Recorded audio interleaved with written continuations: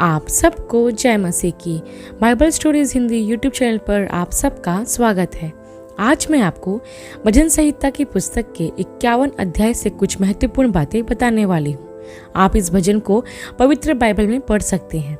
इससे पहले प्रियो कि हम इस वीडियो को शुरू करें, आप हमारे Bible stories Hindi YouTube channel को सब्सक्राइब करना और बेल आइकन को दबाना ना भूलिएगा। तो आइए प्रियो हम इस वीडियो को शुरू करते हैं। भजन संहिता की पुस्तक के 51 अध्याय और उसके 1 से 19 वचन में यह लिखा है कि हे परमेश्वर, अपनी करुणा के अनुसार मुझ पर अनुग्रह कर, अपनी बड़ी दया के अनुसार मेरे अपराधों को मिटा दे।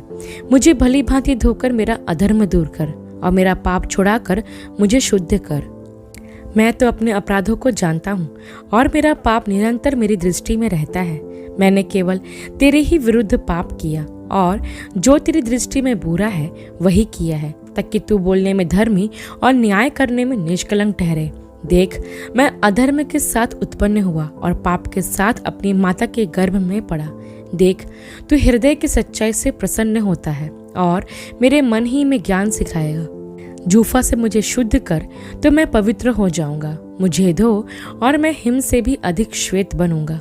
मुझे हर्ष और आनंद की बातें सुना, जिससे जो हड्डियां तूने तोड़ डाली है वे मग्न हो जाएं। अपना मुख मेरे पापों की ओर से फेर ले और मेरे सारे अधर्म के कामों को मिटा डाल। हे परमेश्वर, मेरे अंदर शुद्ध मन उत्पन्न कर और मेरे भीतर स्थिर आत्मा नए सिरे से उत्पन्न कर। मुझे अपने सामने से निकाल न दे और अपने पवित्र आत्मा को मुझसे अलग न कर। अपने किए हुए उद्धार का हर्ष मुझे फिर से दे और उदार आत्मा देकर मुझे संभाल। तब मैं अपराधियों को तेरा मार्ग सिखाऊंगा और पापी तेरी ओर फिरेंगे। हे परमेश्वर, हे मेरे उद्धारकर्ता परमेश्वर, मुझे हत्या के अपराध से छुड़ा ले। तब मैं तेरे धर्म का जय जयकार करने पाऊंगा। हे प्रभु, मेरा मुंह खोल दे, तब मैं तेरा गुणानुवाद कर सकूंगा। क्योंकि तू मेल बलि से प्रसन्न नहीं होता, नहीं तो मैं देता। होम बलि से भी तू प्रसन्न नहीं होता। टूटा मन परमेश्वर के योग्य बलिदान है। हे परमेश्वर, तू टूटे और पीसे हुए मन को तुच्छ नहीं जानता। प्रसन्न होकर सियोन की भलाई कर, यरूशलेम की शहरपनाह को तू बना।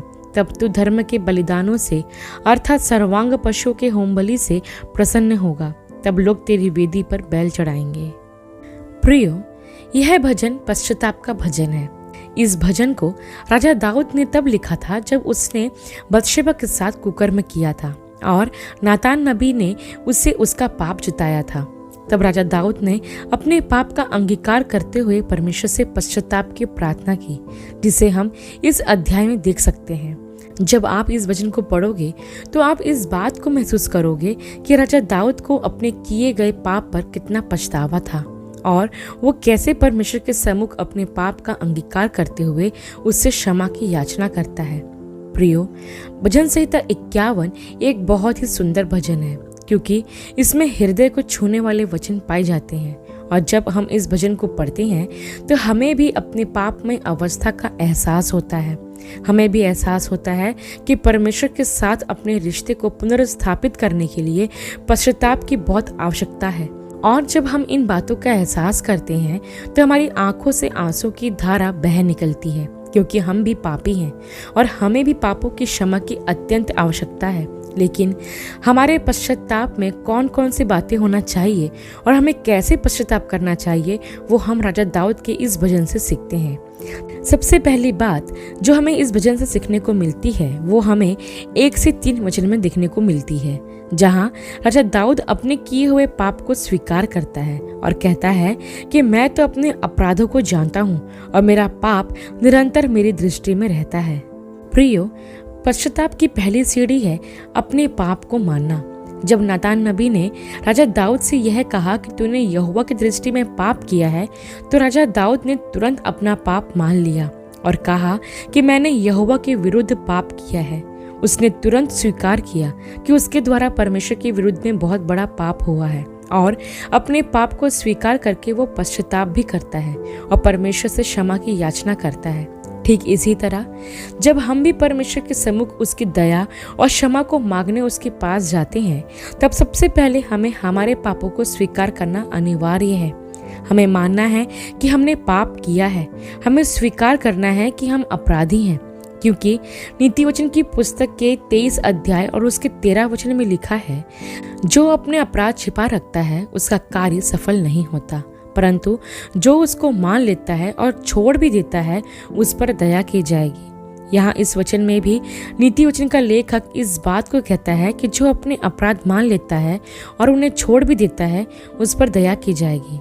हाँ प्रियो, सच्चे पश्चाताप में पापों को स्वीकार करना बहुत जरूरी है, तभी हम परमेश्वर की दया और उसकी क्षमा को प्राप्त कर सकते हैं। अब यहाँ हमें इस बात को भी ध्यान रखना है कि जब हम पश्चाताप की प्रार्थना करते हैं तो हमें प्रभु से यह नहीं कहना है कि प्रभु मैंने भूल चूक से या जाने अनजाने में जो भी पाप किए होंगे उन्हें तो क्षमा कर। नहीं प्रियो, आपको ऐसे नहीं कहना है। ऐसा आप तभी कह सकते हैं जब आपको सच में ही ना पता हो कि आपने क्या गलत किया है। लेकिन जब आप पश्चाताप करते हो और प्रार्थना करते हो तो आपको अपने हर एक पाप को याद कर करके उसके लिए क्षमा मांगना है। आपको याद करना है कि आपके द्वारा कौन कौन से पाप हुए हैं। जैसे राजा दाऊद कहता है कि मैं अपने अपराधों को जानता हूँ और मेरा पाप निरंतर मेरी दृष्टि में रहता है। राजा दाऊद अपने गुनाहों को, अपने पापों को स्मरण करता है और कहता है कि मैं तो अपने अपराधों को जानता हूँ। वैसे ही हमें भी अपने किए हुए गुनाहों को स्मरण करना है और उसके लिए परमेश्वर की क्षमा मांगना है। हो सकता है कि कोई ऐसा पाप है जो आपने कई साल पहले किया हो, लेकिन प्रभु से उसकी क्षमा नहीं मांगी हो, तो आपको उस पाप को स्मरण करके उसके लिए भी परमेश्वर से क्षमा मांगना है, ताकि परमेश्वर उस अपराध के लिए आपको क्षमा करे। इसके बाद हम वचन 4 में देखते हैं, जहाँ राजा दाऊद इस प्रकार से कहता है कि मैंने केवल तेरे ही विरुद्ध पाप किया है और जो तेरी दृष्टि में बुरा है वही किया है। प्रियो, यह वचन हमें यह सिखाता है कि हम जो पाप या अपराध करते हैं वो किसी मनुष्य के विरुद्ध में नहीं, परंतु केवल परमेश्वर के विरुद्ध करते हैं। मतलब हमें सिर्फ परमेश्वर के सम्मुख ही अपने गुनाहों को मानना है, क्योंकि हम हर पाप और अपराध केवल परमेश्वर के विरुद्ध ही करते हैं। प्रियो, यद्यपि पाप हमें और दूसरों को चोट पहुंचाता है, लेकिन वास्तव में हमारे द्वारा किया गया पाप परमेश्वर के नियमों और आज्ञाओं का उल्लंघन करता है, क्योंकि इस संसार में केवल परमेश्वर ही सब कुछ का कर्ता धर्ता है और वो ही सर्वोच्च है। इसलिए परमेश्वर के सामने ही हमें अपने हर गुनाह का अंगीकार करना है और उसकी क्षमा मांगना है। इसके बाद वचन 5 और 6 में ऐसा लिखा है कि देख, मैं अधर्म के साथ उत्पन्न हुआ और पाप के साथ अपनी माता के गर्भ में पड़ा। देख, तू हृदय की सच्चाई से प्रसन्न होता है और मेरे मन ही में ज्ञान सिखाएगा। प्रियो, कई लोग इस वचन को गलत तरह से समझते हुए यह सोचते हैं कि जब दाऊद अपनी माता के गर्भ में आया तब उसकी माँ पाप कर रही थी, लेकिन ऐसा नहीं है। दाऊद राजा यहाँ इस बात को कहने का प्रयास करता है कि वो भी पाप के द्वारा बुरी तरह प्रभावित है, क्योंकि यह आदम से पीढ़ी दर पीढ़ी बढ़ता आया है। आदम की आज्ञा उल्लंघन के द्वारा पाप इस जगत में आया और आज हर एक मनुष्य इस पाप से संक्रमित है। और इसी बात को संत पौलुस भी रोमियो की पत्री के 3 अध्याय और उसके 23 वचन में कहते हैं कि सबने पाप किया है और परमेश्वर की महिमा से रहित है। दाऊद भी मान लेता है कि जन्म ही से उसने पाप करने का स्वभाव था। दूसरे शब्द में हम यह कह सकते हैं कि दाऊद अपने पापी स्वभाव की जिम्मेदारी स्वयं लेता है। वैसे ही प्रियो, हम में से कोई भी धर्मी नहीं है। हम सब पाप के साथ ही पैदा होते हैं और पापी स्वभाव हमारे जीवन में जन्म से ही पाया जाता है और इससे पूरी तरह छुटकारा प्राप्त करने के लिए हमें उद्धारकर्ता की आवश्यकता है, क्योंकि पापी स्वभाव से और पाप से केवल परमेश्वर ही छुटकारा प्रदान कर सकते हैं। इसके बाद हम वचन 7 से 9 में देखते हैं कि राजा दाऊद परमेश्वर के सम्मुख अपने पाप का अंगीकार करते हुए परमेश्वर से विनती करता है कि वो उसके पाप से उसे पूरी तरह शुद्ध करे। कहने का मतलब यह है कि राजा दाऊद परमेश्वर को अपने पाप मिटाने के लिए विनती करता है, क्योंकि वह जानता है कि परमेश्वर ही है जो उसे क्षमा करके उसके पाप को मिटा सकता है और उसे शुद्ध कर सकता है। प्रियो, ठीक इसी तरह हमें भी परमेश्वर पर विश्वास करके उससे अपने शुद्धिकरण की विनती करना है, क्योंकि वो ही है जो हमारे अधर्म क्षमा कर सकता है और हमारे पाप मिटा सकता है। उस जीवित परमेश्वर के अलावा दुनिया में कोई भी हमें हमारे पापों से नहीं छुड़ा सकता। यूहन्ना की पहली पत्री के 1 अध्याय और उसके 9 वचन में लिखा है, यदि हम अपने पापों को मान ले तो वो हमारे पापों को क्षमा करने और हमें सब अधर्म से शुद्ध करने में विश्वास योग्य और धर्मी है। हाँ प्रियो, जब हम अपने पापों को मान लेते हैं और परमेश्वर से क्षमा की याचना करते हैं तो हमारा परमेश्वर जो विश्वास योग्य और धर्मी है हमारे पापों को क्षमा करता है और हमारे सब अधर्म से हमें शुद्ध करता है। इसके बाद हम वचन 10 से 12 में यह देखते हैं कि राजा दाऊद इस बात का वर्णन करता है कि पाप के कारण उसके और परमेश्वर के रिश्ते में दीवार खड़ी हो गई है, जो सत्य है। क्योंकि प्रियो, पाप हमें परमेश्वर से दूर करता है। पाप एक ऐसी दीवार है जो मनुष्य और परमेश्वर के बीच में दूरियां लेकर आती है।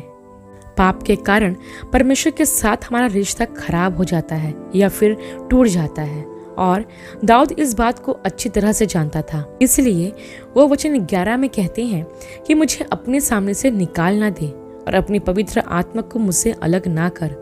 प्रियो, एक बात हमेशा याद रखें कि पाप हमें परमेश्वर से अलग करता है और पाप के कारण हमारा और परमेश्वर का रिश्ता खराब हो जाता है।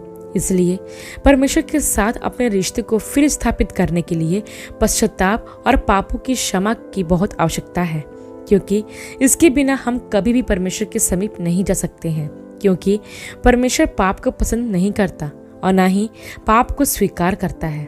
इस भजन का 10वां वचन एक बहुत सुंदर वचन है, जिसमें दाऊद परमेश्वर से विनती करता है कि वो उसके अंदर शुद्ध मन उत्पन्न करे।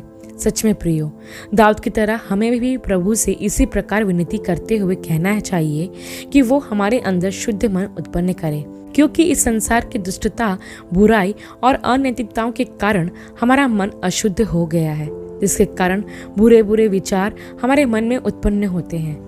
हमें प्रभु से अपने हृदय की शुद्धता के लिए प्रार्थना करना चाहिए, ताकि कोई भी बुरा विचार हमारे मन में उत्पन्न ना हो, बल्कि हम अच्छी बातों को और अच्छे विचारों से अपने मन को भर लें और उसे शुद्ध रखें। इसके बाद हम वचन 13 से 19 में यह देखते हैं प्रियो कि राजा दाऊद इस बात की प्रतिज्ञा करता है कि जो कुछ भी परमेश्वर ने उसके जीवन में किया है उसके लिए वो परमेश्वर का गुणानुवाद करेगा, उसको धन्यवाद देगा और उसके लिए बलिदान चढ़ाएगा तथा उसके कामों का वर्णन दूसरे लोगों के साथ करेगा। इसमें जब आप वचन 17 को पढ़ते हैं तो आप वहां पाते हैं कि राजा दाऊद एक बहुत सुंदर बात कहता है जो हर पीढ़ी के लोगों के दिल को छू जाती है। वो कहता है कि टूटा मन परमेश्वर के योग्य बलिदान है। हे परमेश्वर, तू टूटे और पिसे हुए मन को तुच्छ नहीं जानता। प्रियो, जब दाऊद इस वचन को लिख रहा होगा तो मैं यह मानती हूँ कि वह टूटे मन के साथ इसे लिख रहा होगा। अपने पाप पर उसे बहुत अफसोस था और उसका हृदय उसकी इस गलती के कारण पूरी तरह टूट चुका था। उसका हृदय पश्चाताप से और शोक से भरा हुआ था और इसी टूटे और पश्चातापी मन के साथ वो परमेश्वर से प्रार्थना करता है और विश्वास करता है कि परमेश्वर उसके इस टूटे हुए मन से की गई प्रार्थना को स्वीकार करेगा और उसे क्षमा करके उसके अपराध को उससे दूर करेगा। प्रियो, ठीक इसी तरह जब हम भी अपने टूटे और पश्चातापी मन के साथ परमेश्वर के सम्मुख अपने अपराधों की माफी मांगने के लिए जाते हैं तो विश्वास रखिए, परमेश्वर कभी भी आपके टूटे मन को तुच्छ नहीं जानता। राजा दाऊद कहता है कि टूटा मन परमेश्वर के योग्य बलिदान है और सच में प्रियो, परमेश्वर के सम्मुख किसी भी अच्छी से अच्छी वस्तु से कई ज्यादा उत्तम और मूल्यवान बलिदान हमारा टूटा हुआ मन ही है। इसलिए प्रियो, मैं आपको प्रोत्साहित करना चाहती हूँ कि आपके जीवन में आपने चाहे कितने ही पाप क्यों ना किए हों या फिर आपसे कितना ही बड़ा अपराध क्यों ना हुआ हो या फिर यदि आप अपराध भावना में जी रहे हो और यदि आप उस पाप को स्वीकार करते हो और टूटा हुआ मन लेकर परमेश्वर के पास आते हो तो विश्वास कीजिए, परमेश्वर आपके हर पाप और अपराध को क्षमा करेगा और आपको अपराध भावना से मुक्त करेगा तथा आपके जीवन को फिर से बहाल कर देगा, क्योंकि वो टूटे और पीसे हुए मन को तुच्छ नहीं जानता। आशा करती हूँ प्रियो कि भजन संहिता के 51 अध्याय पर किया गया यह अध्ययन आपके लिए आशीषमय रहा होगा। अगले वीडियो में एक नए विषय के साथ आप सबसे